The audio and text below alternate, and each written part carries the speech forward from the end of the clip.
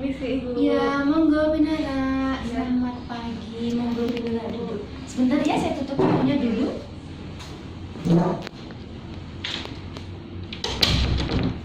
Oke, selamat pagi, Mbak ya. Ini ya. Oke, perkenalkan, nama saya Bidan Anita.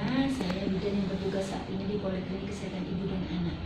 Oke, sebelumnya boleh tahu identitasnya, namanya siapa?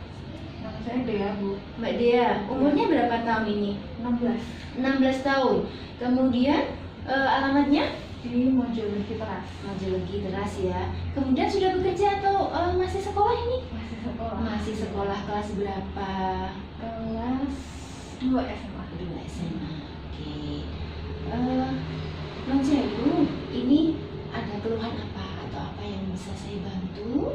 Iya, jadi kan ini saya lagi haid, Bu. Lagi Terus haid kok, ya? rasanya gatal gitu di daerah paha. Gatel di daerah paha. Haidnya sudah berapa lama? Ini hari kedua. Sudah hari kedua? Iya. Hari kedua ya menstruasinya ya. Kemudian kalau Mbak Dea ganti pembalut setiap hari berapa kali? Pas mandi aja, Bu. Oh, pas mandi aja, berarti 2 kali ya, pagi Iya, sama pagi sore sama ya. sore. Oke. Kemudian sudah pernah ini belum periksa ke fasilitas kesehatan gitu? Belum pernah, berarti Kali baru ini. kali ini ya. Iya. Oke. Kalau untuk tanda-tanda vital sign atau tadi tensinya bagus, semuanya dalam kondisi bagus ya. Oke, sekarang boleh saya mohon izin untuk periksa yang daerah gatelnya, boleh? Tapi saya lagi mens, nggak apa-apa. Enggak apa-apa. Boleh ya? Iya. Oke, monggo silakan untuk tiduran di Oh, sama sama ya. Iya, monggo. Oke, tiduran ya. Oke. Saya tutup dulu.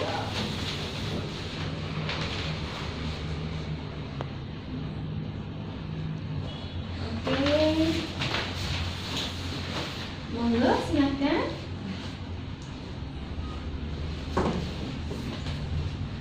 Oke, tadi memang saya lihat ya pada daerah pahanya Mbak Dea itu ada kemerahan ya.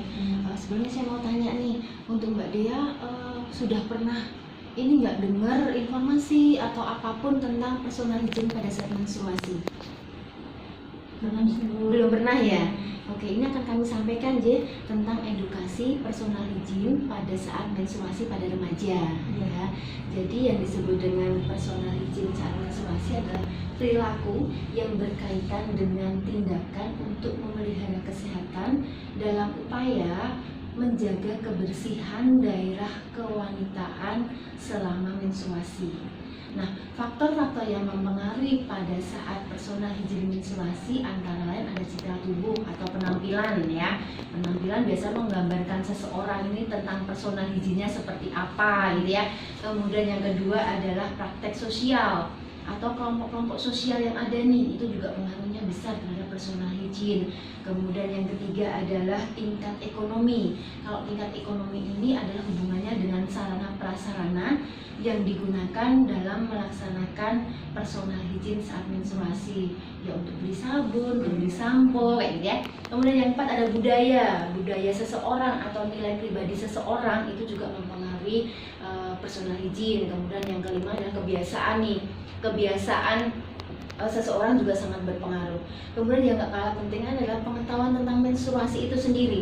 Seseorang dengan pengetahuan menstruasi yang rendah atau kurang, biasanya personal hygiene-nya pun akan kurang. Akibatnya akan menimbulkan nih resiko-resiko penyakit yang timbul. Kemudian yang tidak kalah pentingnya adalah kondisi fisik. Jadi kalau kondisi fisiknya pas sehat, kita bisa mandiri nih melakukan apa-apa sendiri. Tetapi kalau pas sakit pasti perlu bantuan dari orang lain. Itu antara lain faktor-faktor yang mempengaruhi personal hygiene. Nah, sekarang indikator apa saja sih yang terdapat pada personal hygiene pada saat menstruasi? Yang pertama adalah untuk perawatan kulit dan wajah. Nah, ini biasanya remaja nih sensitif ya. Biasanya kalau menstruasi jerawatan, ya kan, betul kan? Ya. Itu kan disebabkan ada kelenjar keringat atau sebasi atau meningkat. Jadi produksi keringatnya semakin meningkat ya. Makanya kenapa kok timbul jerawat ya. Kemudian yang kedua itu untuk kebersihan rambut, baik itu rambut di kepala ataupun rambut di kemaluan atau alat genitalia. Nah, untuk rambut di kepala karena lembab nih ya, biasanya timbul ketombe, kemudian banyak sekali kotoran, biasanya kan seperti itu, apalagi kadang pakai jilbab ya, itu kan tingkat kelembabannya kan lebih tinggi. Sedangkan untuk rambut yang di genitalia itu untuk penjaga kebersihannya tidak disarankan dengan mencabut ya, jangan dicabut nih. Kalau dicabut kenapa? Satu, bisa menimbulkan iritasi, yang kedua nanti bisa sebagai masuk kuman ataupun mikroorganisme yang lain atau bakteri, justru dapat menjadikan infeksi gitu ya. Kemudian selanjutnya adalah untuk kebersihan tubuh dan kebersihan genitalia. Nah, untuk kebersihan tubuh pastinya karena tadi keringatnya berlebih, lembab, timbul bau kadang bau tubuh ya, ataupun enggak nyaman gitu ya. Kemudian kalau untuk genitalia atau di daerah kewanitaan itu biasanya dibersihkan dengan menggunakan air bersih dengan teknik yang benar, yaitu dari depan ke belakang. Kemudian selanjutnya indikator selanjutnya adalah kebersihan untuk pakaian ya. Pastinya kalau pakaian karena tadi berkeringat nih ya, pasti cepat basah atau cepat lembab lah. Pilihlah kain ataupun bahan yang mudah menyerap kayak gitu ya. Kemudian tidak disarankan untuk pakai celana yang ketat nih. Kenapa? Kulit kita akan kesusahan bernafas di situ, lembabnya semakin tinggi, kuman berkembang biak di situ. Nah, itu yang terakhir, indikator yang terakhir adalah penggunaan pembalut. Kalau tadi Mbak Dia bilang kalau mandi aja nih gitu ya. Penggunaan pembalut pilih pembalut yang mudah menyerap ya, atau tingkat serapannya tinggi, kemudian tidak berwarna, tidak ada aromanya ya. Kemudian setiap kali ada gumpalan darah yang ada segera ganti. Karena apa? Itu yang akan menimbulkan berkembang biaknya jamur di situ ya. Makanya harus segera ganti untuk menghindari perkembangbiakan jamur. Nah, sekarang apa sih yang harus dilakukan Mbak Dia nih sekarang ya? Tindakan-tindakan yang harus dilakukan pada saat menstruasi atau sebagai personal hygiene menstruasi. Yang pertama adalah pastinya merawat ini ya dengan cuci muka nih ya, cuci muka sehari 2-3 kali dengan menggunakan air bersih biar tidak timbul jerawat. Kemudian yang kedua itu adalah dengan menggunakan sampo keramas ya, keramas 2 hari sekali minimal. Kemudian mandi pakai sabun ya minimal 2 kali sehari. Kemudian potong kuku ya, kuku ini harus dibersihkan dan dipotong. Kemudian membersihkan alat genitalia menggunakan air bersih dengan teknik tadi dari depan ya, dari depan dari vagina ya ke menuju ke arah anus atau ke belakang. Nah, dalam membersihkan genitalia tidak usah menggunakan antiseptik. Ya, tidak usah menggunakan parfum ataupun bedak di dalam genitalia, cukup menggunakan air bersih saja. Pakai sabun Bu? Boleh pakai sabun, tetapi jangan pakai yang kadang kan ada dikasih itu ya, beberapa produk-produk yang ada aroma ya, boleh sabun mandi biasa boleh.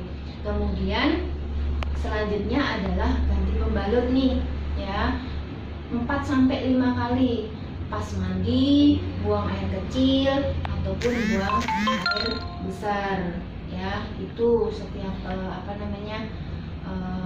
tadi saya sudah mantul kalau ada gumpalan darah gitu ya, itu bisa langsung diganti ya. Kemudian yang tidak kalah pentingnya adalah mencukur rambut ya, merapikan tapi tidak mencabut tadi ya, merapikan atau mencukur rambut agar tidak menjadi perkembangbiakan penyakit.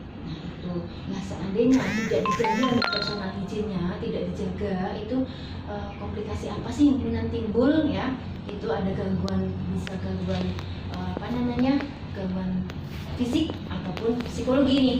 Gangguan fisik apa? Itu biasanya bisa terjadi infeksi pada alat reproduksi, bisa terjadi kanker serviks, kalau tidak ditangani bisa menjadi kemandulan ya. Kalau psikologi pasti terganggu kenyamanannya, interaksi sosial juga terganggu, interpersonal juga terganggu. Itu tadi nih beberapa edukasi personal hygiene saat menstruasi. Jelas? Mungkin? Oke. Ada yang ditanyakan? Sudah jelas ya? Jelas. Iya. Oke. Itu yang bisa kami sampaikan. Semoga nanti Mbak Dia bisa melaksanakannya di rumah. Itu ya? Ya. Oke. Terima kasih. Kunturipun Dada Akan Sugeng. Selamat siang. Makasih ya Bu. Ya.